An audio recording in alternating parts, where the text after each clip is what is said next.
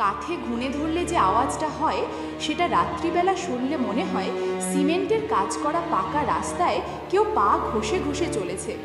ছোটবেলায় যখন দোতলার স্টোররুমটার পাশের ঘরে শুতাম তখন ঠিক এরকম আওয়াজ আসতো। শব্দ শুনে বের হলে কাউকে দেখা যেত না। প্রথমটায় ভয় পেতাম প্রচণ্ড, পরে বুঝেছিলাম ব্যাপারটা। ঘরটা বন্ধই থাকতো, কিছু কাঠের আসবাব ছিল, ওই যে আগেকালের খাটের সাথে মশারি টাঙানোর জন্য স্ট্যান্ডের মতো থাকতো না, সেগুলো।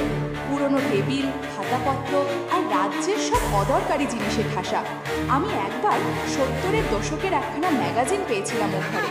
তারপর রীতিমতো পরিশ্রম করে সেই ঘরের পুরনো বইগুলো খুঁজে নিয়ে গেছিলাম নিজের ঘরে। ঘরটা দক্ষিণে ছিল বলেই শুতাম, হাওয়া আসতো। তখন কেই বা জানতো আজ এত বছর পরে এই ঘরটায় সেই কাঠে ধরা ঘুণের আওয়াজ শুনতে আসবো। হ্যাঁ, এখনো আওয়াজ শোনা যায়, গভীর রাতে। দিনে অতটা বোঝা যায় না। আজ রাত্রিবেলা আমাকে জাগিয়ে তুলেছে সে, বলছে গল্প শোনাতে। আমি ঘড়ির দিকে তাকিয়ে দেখলাম 2:35। তখনকার যে বিরক্তিটা তা প্রকাশ করলে পাঠক মহল আমাকে কোনো দোষ দেবেন না বলে আশা আছে। কিন্তু মহিয়সীর মুখের দিকে চেয়ে নিজেরই সব বিরক্তি চলে গেল। জিজ্ঞেস করলাম কি গল্প শুনবে? যে কোনো। ঠিক আছে। তো ছেলেটা মেয়েটার কাছাকাছি এলো। তারপর গল্পের 2-3 লাইন শুনেই আমাকে হালকা ধাক্কা দিল সে।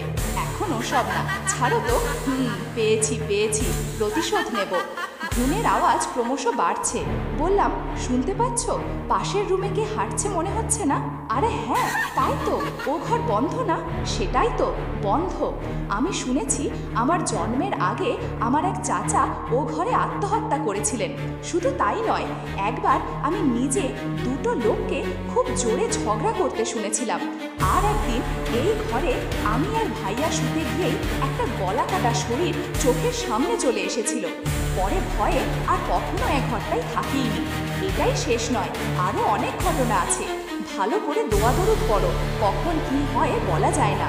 তার উপর গতকালকেই অমাবস্যা গেছে বলেই পাশ ফিরে শুয়ে পড়লাম। আর কিছুর দরকার ছিল না, শুধু ওর আমাকে জড়িয়ে ধরার অপেক্ষা ছিল।